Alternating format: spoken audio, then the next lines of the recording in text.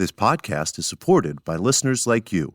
We're grateful for your tax-deductible donation at newthoughtphilly.org or the link in the episode description. A practical prayer is a prayer that works. These discussions between Reverend Bill Marcioni and Carol Lawrence dive into the details of how it works and how to work it. Reverend Bill is a New Thought minister and the author of Practical Prayer for Real Results. Your new life begins with a new thought. Carol Lawrence is on a spiritual quest, finding the New Thought teaching after decades on the pulpit in 3 different traditional denominations. I've got some questions. Together, they're exploring the philosophy and activities that come together from many of the world's religions to create the practical spirituality that is New Thought.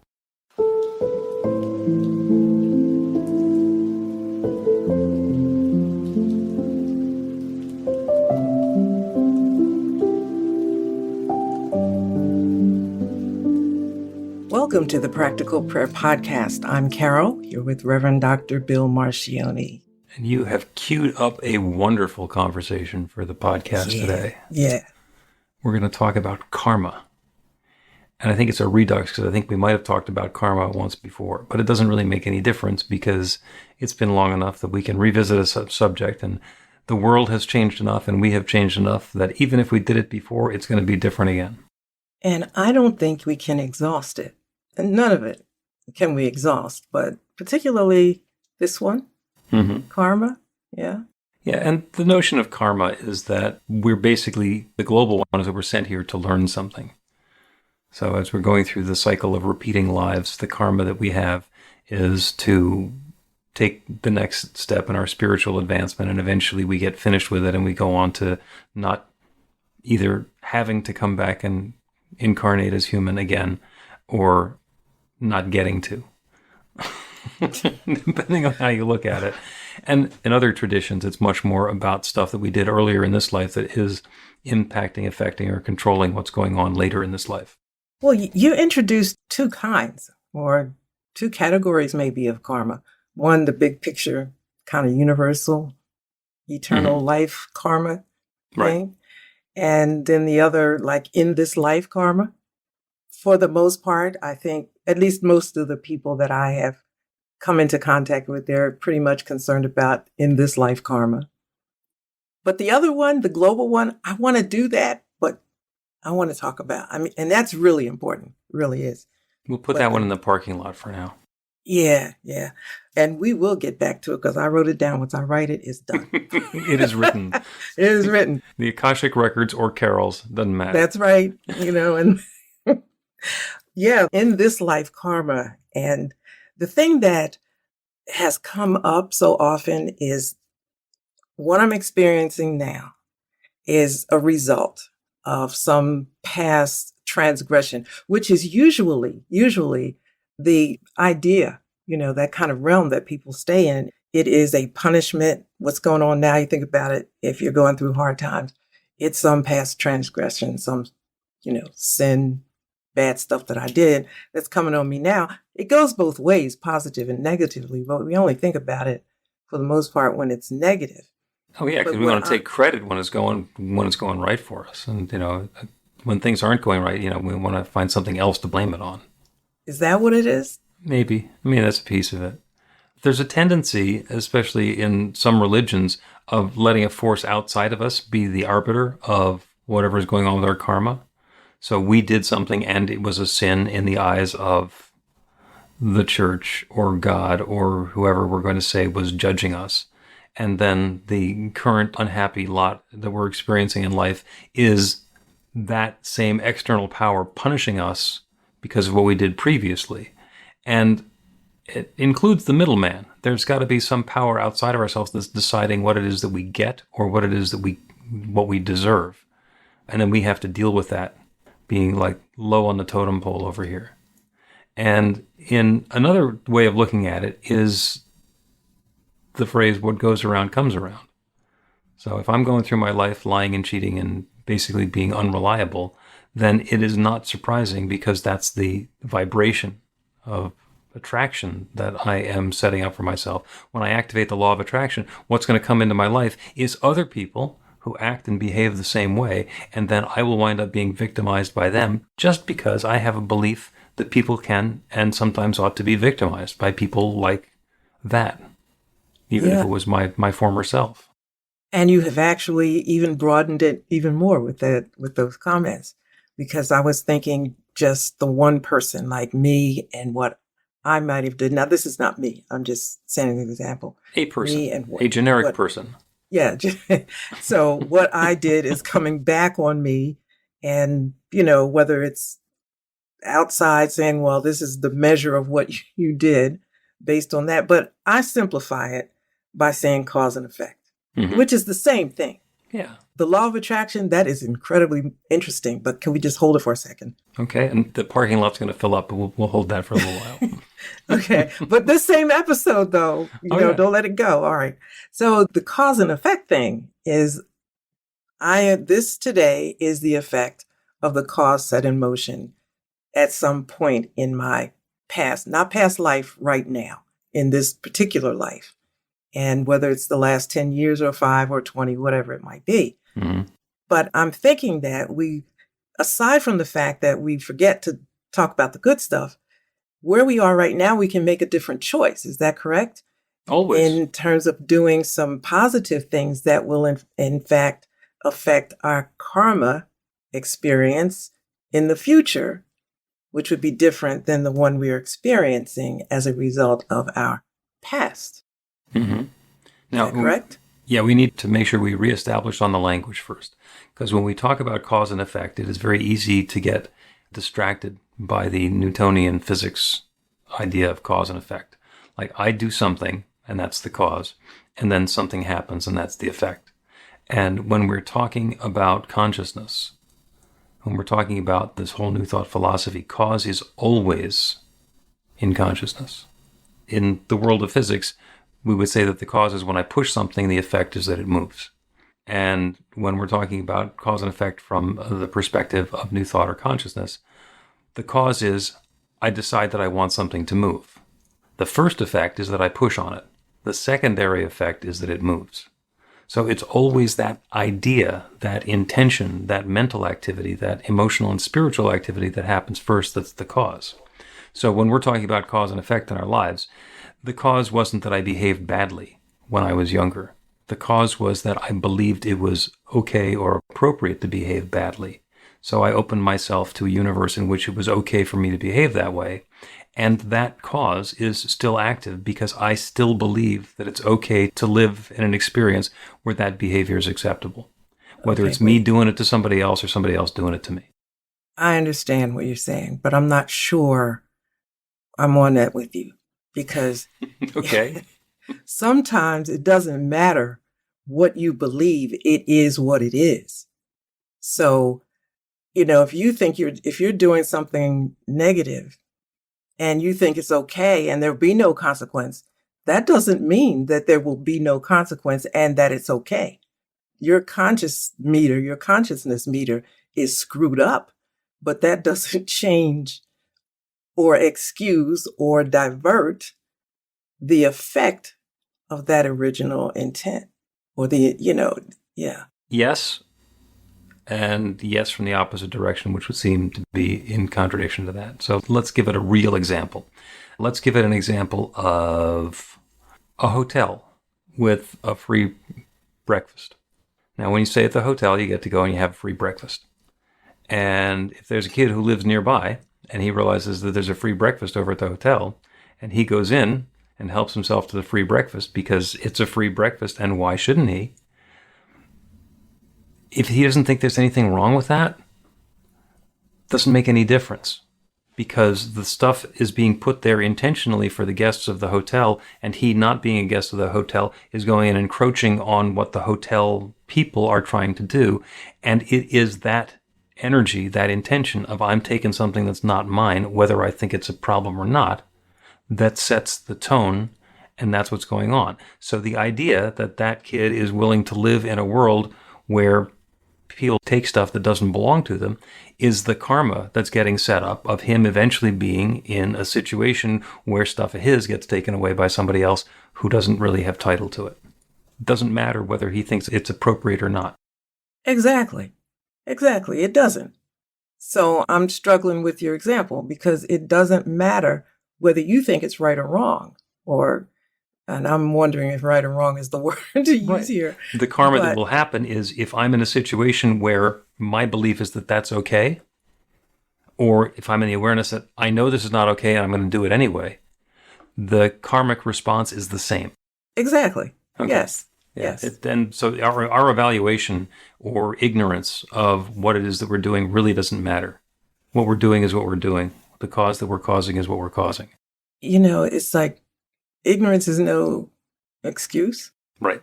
Ignorance of the It law just, is no excuse. yeah, it's just going to come. And that, I guess we're saying the same thing. I got Mhm. confused when you talked about consciousness of it. It really doesn't matter what your level of consciousness is. Your judgment or evaluation of the issue is, the action is going to elicit a particular response, regardless of how you evaluate it. I agree. And I think perhaps where we miscommunicated there was that the consciousness is not my judgment of what it is that I'm doing. My consciousness is what I'm actually believing. So if I don't think it's a problem to take something from somebody else, it doesn't make any difference. If I put myself into that consciousness of I'm okay to live in a world where people take things that don't belong to them, then I get to live in that world. And people wind up taking stuff that belongs to me or that I was expecting to have myself. Doesn't matter whether I originally had the judgment if that's a good thing or that's not a good thing. Okay. So I'm just going to say okay. Because I Okay. feel like we're going around and around Okay. about this. And You want to go out to the parking lot and ask the valet to bring in something else like the law of attraction? you know what the real thing for me that I had on my mind with karma is that I meet so many people that are so down on themselves that they can't move forward. Mm-hmm. It doesn't mean that they're paralyzed in life or anything like that, but there is always that thing about what happened before, this is it. And you can change your tomorrow. Regardless of what you're feeling, what you're experiencing today, you can change your tomorrow based on what you decide right now. Absolutely. Going forward. And that's not to say that, you're just like cutting off whatever you're experiencing right now, like you're having a bad time. Doesn't mean by 3:00 it's going to stop, but it might.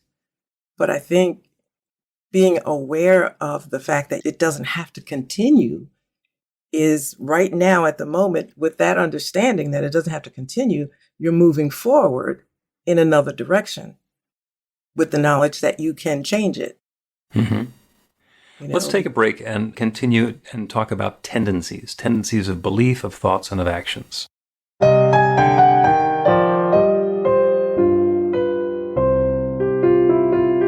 It's Reverend Bill letting you know that the Practical Prayer for Real Results class is now available on demand. That's right, you can take it at your own pace, anytime you want. All of the information is at bethelight.com. That's b-the-light.com. You know where to find that stuff. The class is 5 lessons, broken down into 18 modules, and you can take them at whatever pace is comfortable for you. As you work through the process, it starts out with the theory, goes into the practice, there are experiential activities and exercises, and at the end of the program, you will wind up with an understanding of how practical prayer works, and a practical prayer for yourself that will work to create transformation in your life. And as you know, it works for everything. Take a look at the class online at bethelight.com. There's a sample lesson so you can see how the class is going to work for you and then dive in. The great news is it's on sale now. You can register and save $20 off of the regular price. I'm looking forward to seeing you in class.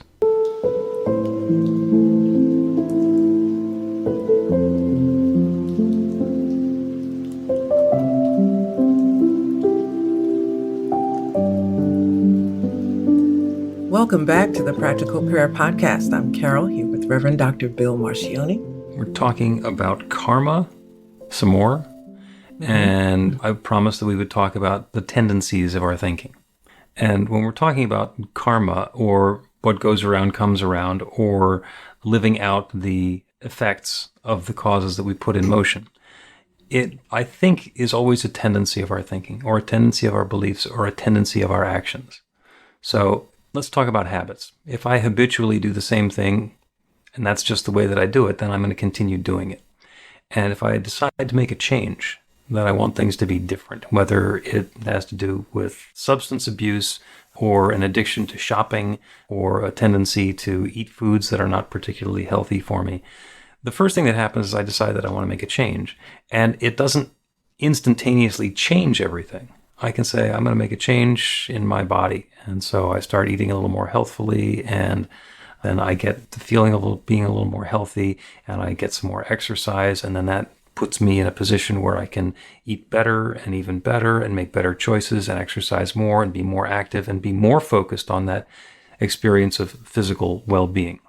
And it is the tendency of doing that over time, of repeating that gets us to change the old bad sloppy habits. And I'm being very judgmental there. Lets us change what we had been doing into what we're going to be doing going forward. And we get to create new habits, and those are new tendencies in our thinking, to the point where people who have given up something a long time ago don't even miss it anymore. It's not part of their life, and they're no longer attracted to it. And I'm saying they because otherwise I'd be talking about me personally and like drinking diet soda, which I don't do anymore. Yeah, I agree with that. I mean, I'm a vegetarian. That happened in 1994. Mm-hmm. And you don't even think about it at this point. No. Like, yep, I'm vegetarian. Sometimes I'm sure when you think about it is when you get invited to a party and nobody else thought about it. It's still okay because I've already decided, I already know how to live as a vegetarian. So Right. I don't worry about people making special stuff for me, and I know how to live that way. Right. Go to a barbecue and have a salad. Exactly.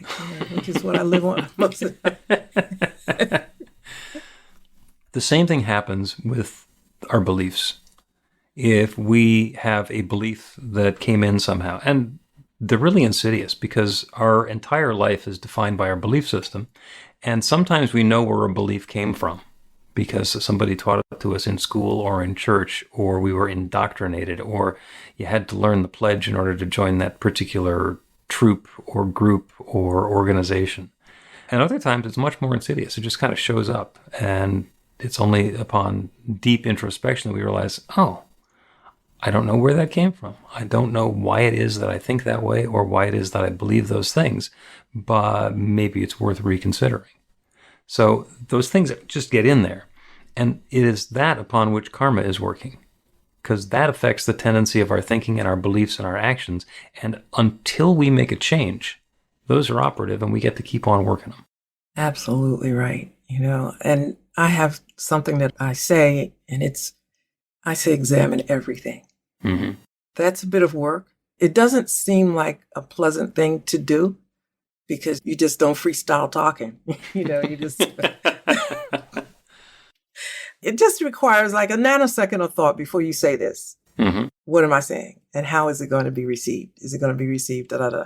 And after a while, you get accustomed to it, of doing that, but also having to do it less and less, because where it came from is going to start coming up, coming back to your memory. Not always sometimes funny, but not always pleasant. Right. But it depends on what you want. Yeah, and I don't think we ever lose what we had before. It goes into perspective. So, and I'll use myself as an example because I spent a good number of years being a zany morning radio personality and really quick with a joke or a barb or something witty or cutting to say. And we used to refer to it sometimes as slash and burn humor. Very funny, very abrasive on other people. And I stopped doing it because it doesn't feel good. Stuff happens, and I still sometimes make those same very funny observations, but I do it in the quiet of my own mind, and I think, that's not going to get said out loud again. Because it doesn't need to, although it's still in there. And I get to make that conscious decision. Do I want to say that or do I not want to say that? And I always used to, but I always used to say it because it was funny. So that was the top of the list. And now it's just uncomfortable for me to present myself that way, to be the person who acts that way in the world. So I spend more time thinking about things and considering them and pausing. And somebody will say something that is just so ripe for a quick retort. And I found that if I just wait and I don't say anything for a moment, instead of making it seem like I'm slow-witted. It actually makes me seem like I'm showing wisdom. Yeah. I'm being thoughtful. It's like, really? I'm tongue-tied. I'm about to say something vicious, and I'm not. It is. It's so worth it, though. Oh, yeah.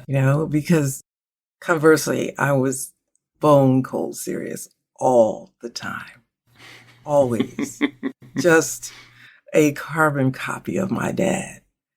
And I don't think there was anything wrong with it because, like, I was, inside, I was thinking different things, but it didn't always play well with everybody because it can be off putting. And I'm not, trying to intimidate or do any of that. And I would notice the effect that it had on people. So I had to learn something different. Now, I think sometimes my sister thinks I've gone completely the other way, which I haven't, but I get what you're saying, in response to, you can change. Yeah. You can make adjustments. And going back to what you were saying before, sometimes it's helpful to take a little time to reflect.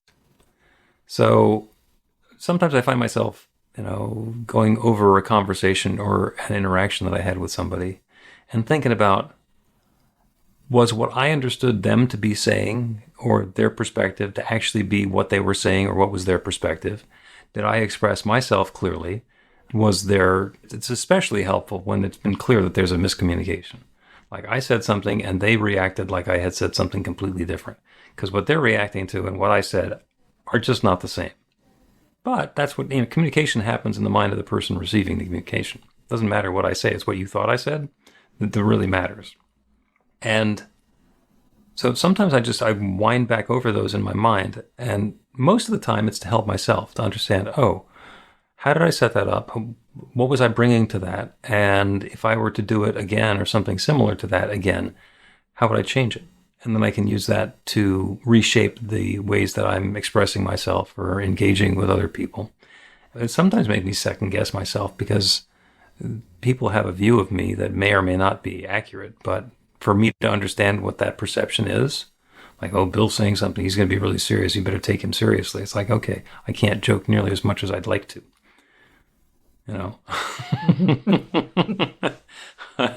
My family, for some reason, all three of the women in my family love to cancel. They make plans and then they cancel.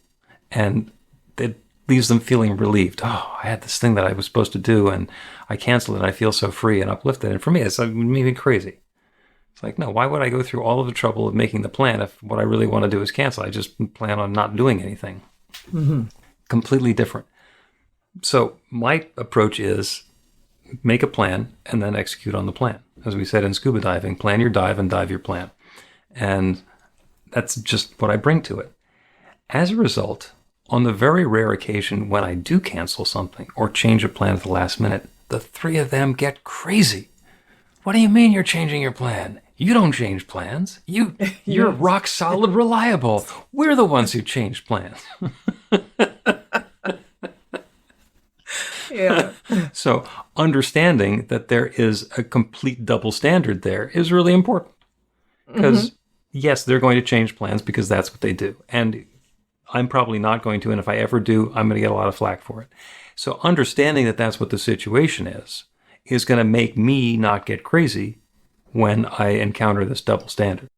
But look at how much understanding you're asking for or is required. And you said, inaccurate communication. Yeah. Understanding is important. Mm-hmm. My sister is a linguist. And sometimes that's a difficult person to talk to. Yep. You think like you're talking to a Hallmark card or what? It's sometimes I forget that there's a person behind the language. And I have to do a little shift and say, wait a minute, she's a linguist. This is how a linguist would say this. But I take the responsibility myself to understand what she's saying. But that doesn't always happen with out there in the world. It doesn't. It's like you say something, somebody takes it and then getting back to karma, you've set some bad feelings in motion and it just blows up and blows up. Yep. But when you take that moment, I shared something with her I thought was, really something to be responsive to. And the response I got back, but before I sent it, don't forget who you're sending this to. Don't forget. I got exactly back what I thought, not necessarily what I wanted, but what I thought based on what I know. Right. That's work.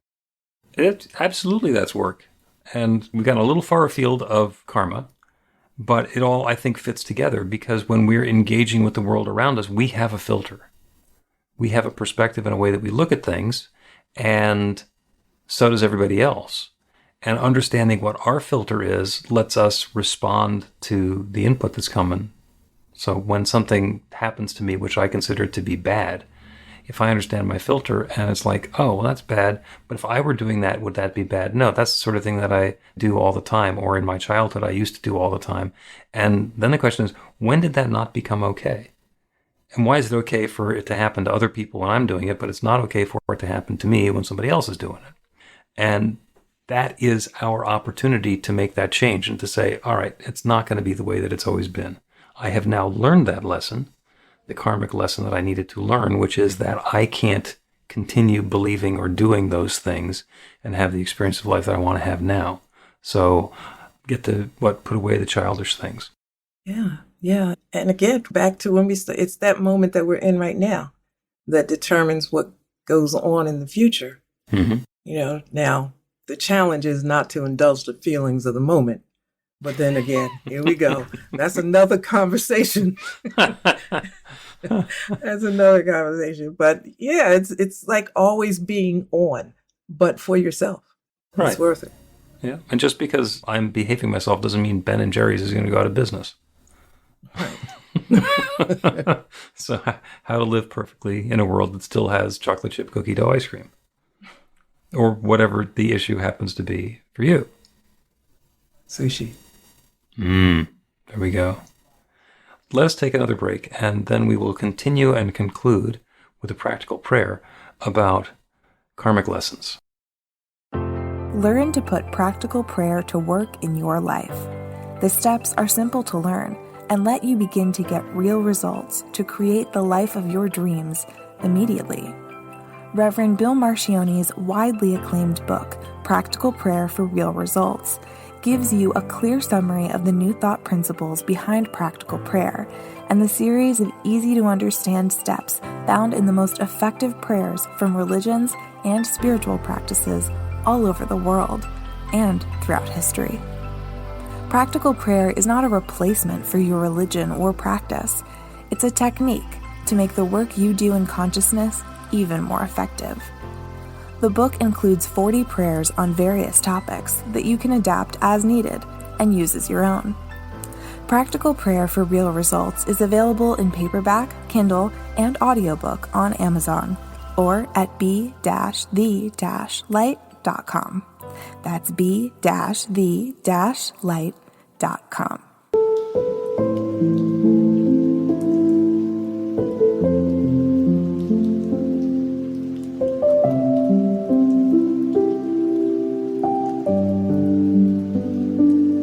Welcome back to the Practical Prayer Podcast. I'm Carol Lawrence, here with Reverend Dr. Bill Marcione. We've been having a wonderful conversation about karma.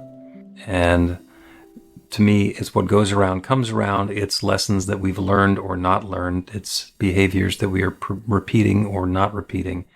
And basically, the opportunity that we have to learn a karmic lesson. And karma is not here to punish us, because we don't live in that sort of a universe. We have an opportunity to continue to grow more fully and evolve more richly into that bright light of love that we are.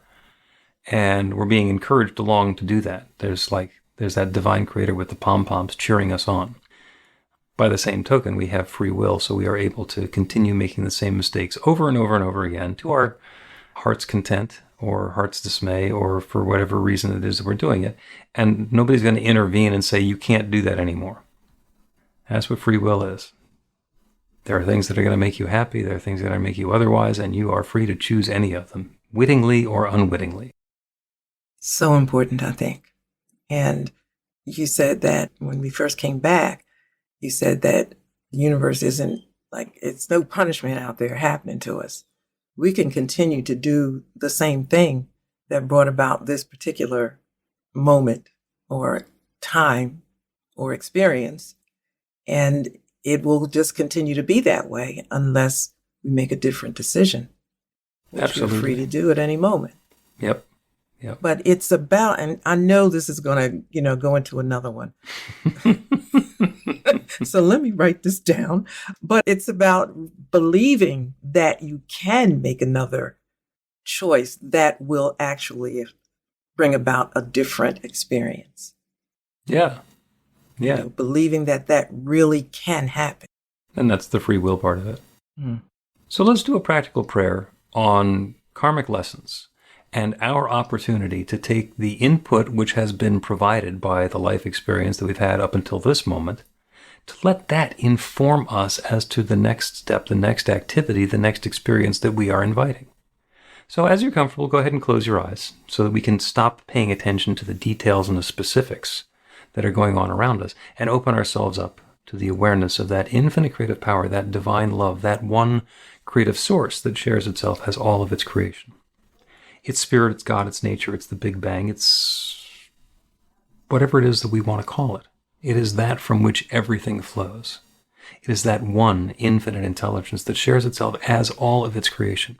That allness of creation includes me. It includes each one who is listening to this prayer. It includes all of the people and activities and experiences and events and to-do list items that surround us, that make up the manifest universe that we're part of.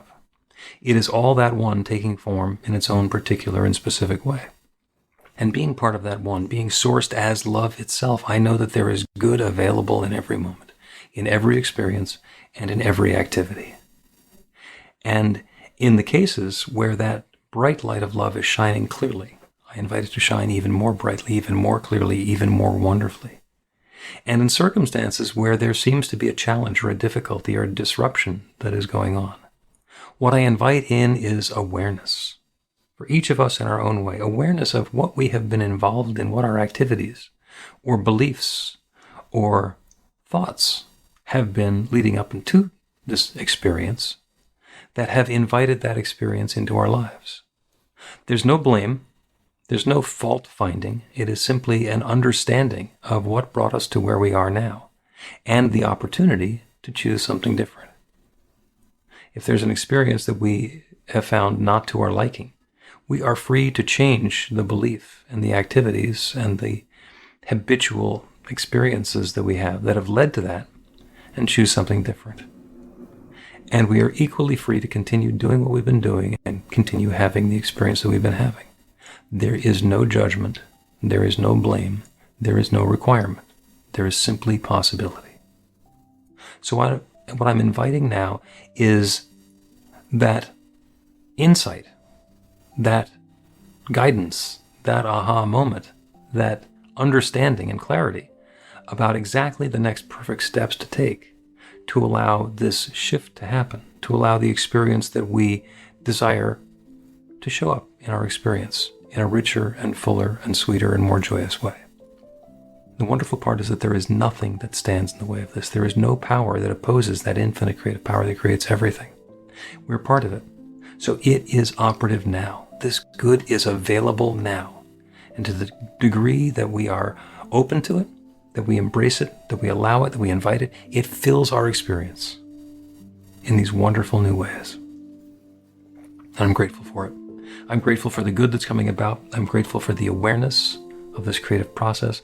I'm grateful for the clarity that is provided to understand the way that we are living our karmic lessons and the way that those lessons get to change us and change our next experience and change our lives. And so with gratitude for all of this good, I speak this word and I release it into that creative law that has created everything. And I know with full faith and certainty that it is now creating this. And so I let it go. I let it be.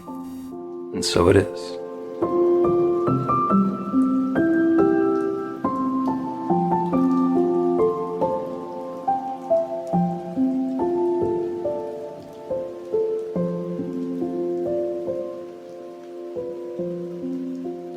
The Practical Prayer Podcast with Reverend Bill Marcioni and Carol Lawrence is a production of BeTheLight.com, be-the-light.com, where you can find more information about practical prayer for real results. Our theme is by Music of Wisdom.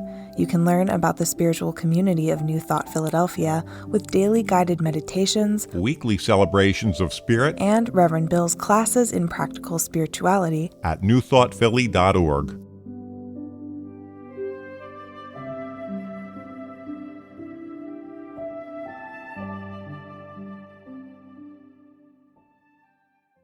This podcast is supported by listeners like you. We're grateful for your tax-deductible donation at newthoughtphilly.org